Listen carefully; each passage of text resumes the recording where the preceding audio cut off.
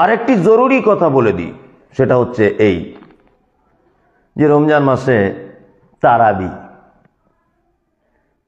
20 রেকাত না 8 রেকাত, এই ব্যাপারে নিয়ে আমাদের বাজারে একটা দ্বন্দ্ব আছে। আম্মাজান আয়েশা সিদ্দিকা রাদিয়াল্লাহু তাআলা আনহা থেকে একটি হাদিস বর্ণিত, তিনি বলেন যে আল্লাহ রাসূল সাল্লাল্লাহু আলাইহি ওয়াসাল্লাম রমজান বা রমজানের বাইরে 11 রাকাতের বেশি কিয়ামুল লাইল পড়তেন না, অর্থাৎ তারাবি পড়তেন না, তাহাজ্জুদ বা তারাবি পড়তেন না, 11 রাকাতের বেশি পড়তেন না।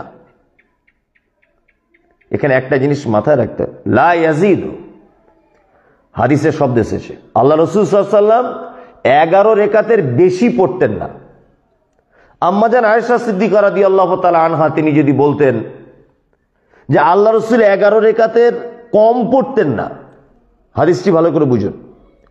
আম্মাজান আয়েশা রাদিয়াল্লাহু তাআলা আনহা তিনি বলছেন, তিনি যদি বলতেন যে আল্লাহ রাসূল 11 রাকাতের কম পড়তেন না, তাহলে বেশি পড়ার একটা অপশন ছিল। কিন্তু আম্মাজান আয়েশা রাদিয়াল্লাহু তাআলা আনহা তিনি বলছেন যে আল্লাহ রাসূল সাল্লাল্লাহু আলাইহি ওয়াসাল্লাম বলেছেন, আমি দেখেছি যে আল্লাহ রাসূল 11 রাকাতের বেশি পড়তেন না। সুবহানাল্লাহ। যারা 20 রাকাত তারাবি নিয়ে ব্যস্ত রয়েছেন, আপনাদের কাছে বিনীত অনুরোধ যে হাদিসটি বোঝার চেষ্টা করুন। আম্মাজান আয়েশা বলছেন আল্লাহ রাসূল 11 রাকাতের বেশি পড়তেন না, তার মানে বেশি পড়ার আর অপশন নেই। যদি তিনি এই শব্দটা ব্যবহার করতেন যে আল্লাহ রাসূল 11 রাকাতের কম পড়তেন না, তাহলে বেশি পড়ার সম্ভাবনা ছিল। কথাটি বোঝার, মূল্যায়ন করার চেষ্টা করবেন। 8 রাকাত তারাবি 3 রাকাত বেতের পড়বেন, এটাই হচ্ছে সুন্নাত। তারাবি একটি নফল ইবাদত, যত ইচ্ছা আপনি পড়ুন, আপনি 100 রাকাত পড়ুন, 200 রাকাত পড়ুন, কিন্তু আমাদের প্রতিটা আমলের ক্ষেত্রে মাথায় রাখতে হবে যে কতটুকু আমাদের জন্য সুন্নাত, এটা আমাদের মাথায় রাখতে হবে। 8 রাকাত এবং 3 রাকাত, এই 11 রাকাত আমাদের জন্য সুন্নাত, এটা মাথায় নিয়ে নেন। আর ছোটখাটো কিছু বিষয় বলে দিই, যেমন কারো যদি আঙুলে কেটে যায় তাহলে রক্ত বার হচ্ছে, অনেক মানুষ বলছেন যে হুজুর রোজা হবে কিনা, কোনো সমস্যা নেই, সিয়াম হবে, কোনো সমস্যা নেই। নাম্বার 2, ইনজেকশন নিতে হয় রোগীদের, কোনো সমস্যা নেই, আপনি নিতে পারবেন। আপনার যদি মনে হয় এক কথাতে ক্ষুধা মিটে যাবে, ক্ষুধা নিবারণ হবে, এইরকম কোনো ইনজেকশন আপনি নিতে পারবেন না। এবং এইটার নিচে কোনো জিনিস ক্ষুধা নিবারণের জন্য আপনি শ্বাসনালী দিয়ে বা খাদ্যনালী দিয়ে আপনি ঢোকাতে পারবেন না। অনেক মানুষ বলেন যে মুখে থুতু গিলে নিয়েছি, রোজা হবে কিনা, কোনো সমস্যা নেই, থুতু গিলে নিলে রোজা হবে। কারণ থুতু তো আপনি বাইরের বস্তু নয় যে আপনি মুখে নিয়ে তবে খাচ্ছেন, ওটা ওর ভিতরের জিনিস, আপনি থুতু গিলতে পারেন, কোনো সমস্যা হবে না। এখন আরেকটি খুব জরুরি ব্যাপার আমাদের জেনে নেওয়া দরকার। আল্লাহ তাআলা বলেছেন যে তোমরা রমজান মাসে যারা সিয়াম থাকবে, তোমাদের ভিতরে কেউ যদি সফর করে, ফাইদ্দাতুম মিন আইয়ামিন উখার, কেউ অসুস্থ যদি থাকে এবং যদি কেউ সফর অবস্থায় থাকে, তাহলে তারা অন্য দিনে সিয়ামগুলি পূরণ করে দেবে। এখন এখানে প্রশ্ন হলো, অনেক মানুষের জানতে ইচ্ছা করবে যে কেমন ধরনের অসুখ হলে রোজা ছাড়া যাবে। যে কোনো অসুখ, আপনার জ্বর হয়েছে, আপনার পায়খানা হচ্ছে, আপনার শরীরে কোথাও কেটে গেছে, ডাক্তার ঔষধ খেতে বলেছে, আপনি ঔষধ খান, সিয়াম ভঙ্গ করুন, কোনো সমস্যা নেই। তারপরে আবার অন্য মাসে সিয়াম পূর্ণ করে দেবেন। আল্লাহ আপনাকে অপশান দিয়েছে, আল্লাহ অপশান যখন দিয়েছে আপনি অপশান নিতে পারেন, কোনো সমস্যা নেই।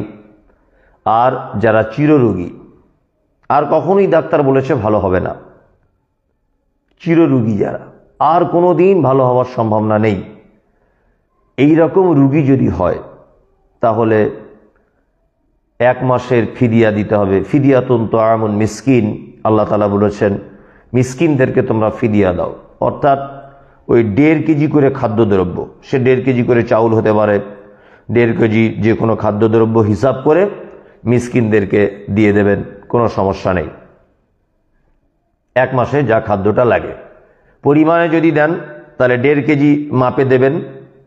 আর যদি মনে করেন যে আমি কাউকে খাইয়ে দেবো, আপনারা দিতে পারেন, কোনো সমস্যা নেই।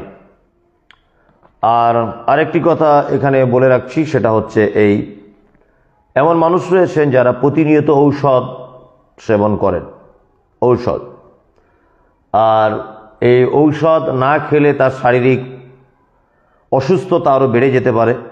এক কথায় সে তার প্রাণ নাশের ব্যাপার রয়েছে বা প্রাণ চলে যাবার একটা আশঙ্কা রয়েছে। এই রকম কোনো পরিস্থিতির সম্মুখীন যদি কোনো রুগী হয়, সেই ক্ষেত্রেও ফিদিয়া দেওয়া যাবে, কোনো সমস্যা নেই। ডাক্তার বলেছে কোনো দিন ভালো হবে না, ঔষধ খেয়েই যেতে হবে, সে ফিদিয়া দেবে, কোনো সমস্যা নেই। আর রমজান মাস, এই মাসের সবথেকে বড় যে আমল সেটা হচ্ছে তেলাওয়াতে কোরআন। বেশি বেশি করে কোরআন তেলাওয়াত করবেন।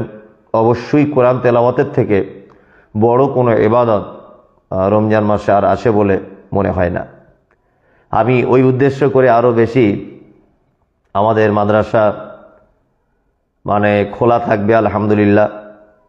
150 প্লাস 160-70 জন বাচ্চা তারা কোরআন মাজিদ পড়বে মাদ্রাসাতে, তারা রমজান মাসে থাকবে। আমাদের প্রতিষ্ঠান ছুটি হবে না রমজানে। প্রতিদিন এখানে ইফতারির ব্যবস্থা হবে, আপনারা যদি সহযোগিতা করেন অবশ্যই এখানে ইফতারির ব্যবস্থা হবে। আর মাদ্রাসার বাচ্চাদেরও বলে দিয়েছি তোমরা বেশি বেশি কোরআন তেলাওয়াত করবে। আপনি আপনার বাড়ির বাচ্চাকে বলে দেবেন বেশি বেশি কোরআন তেলাওয়াত করবেন, আর আপনার স্ত্রীকে বলবেন কোরআন তেলাওয়াত করতে রমজান মাসে। আপনি নিজে কোরআন তেলাওয়াত করবেন। আর কোরআন তেলাওয়াত এটি একটি বড় ইবাদত, বড় আমল একটি।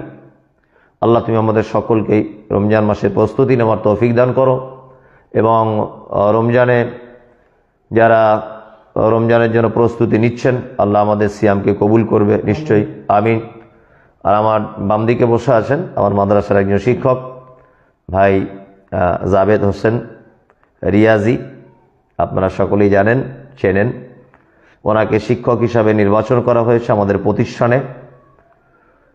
লাইভটি শেষে আমি কয়েকটি কথা বলছি যে রমজান মাস দান সাদাকার মাস। আমার ভাই জাবেদ হোসেন আপনাদের দরজায় হয়তো যেতে পারে বা যাবে আমাদের প্রতিষ্ঠানের জন্যে। অবশ্যই আপনারা জাবেদ হোসেন এই ভাইকে দেখেই আমাদের প্রতিষ্ঠানে একটু সহযোগিতা করবেন। কোনো কমিশন নেই, কিছুই নেই, উনি শিক্ষক হিসেবে আপনাদের দরজায় যাবেন। যে মসজিদে যাবেন বা যে মুসল্লিদের কাছে যাবেন, আপনার রমজান মাস পবিত্র মাস, দান সাদকার মাস, আপনারা অবশ্যই সহযোগিতা করবেন। আর আমাদের মাদ্রাসা রমজান মাসে খোলা থাকবে 1 মাস। আপনারা যদি মনে করেন যে আমার পক্ষ থেকে একদিন ইফতারি করাবো, করাতে পারেন, কোনো সমস্যা নেই। যদি মনে করেন যে আমার মা চিররোগী, আমি ফিদিয়া দিব, কোনো বাচ্চা ছেলেকে দিয়ে রোজা রাখাবো মাদ্রাসার ছাত্র দিয়ে, আপনারা যোগাযোগ করতে পারেন, কোনো সমস্যা নেই। আর রমজান মাস বরকতের মাস, রহমতের মাস। আপনাদের পক্ষ থেকে আমাদের ইফতারি ব্যবস্থাটা আশা করছি যে আপনার ইফতারি ব্যবস্থাটা কোনো দিনই ভাইরা যোগাযোগ করবেন, ইফতারি ব্যবস্থা করবেন। ইফতারির খরচা বাবদ হয়তো 4 থেকে 5 হাজার টাকা মতো হতে পারে, দ্রব্যমূল্য বেশি হওয়ার কারণে। তা আপনারা 1 মাস সোশ্যাল মিডিয়ার বন্ধুরা আপনারা একটু মাথায় নেবেন কথাটি।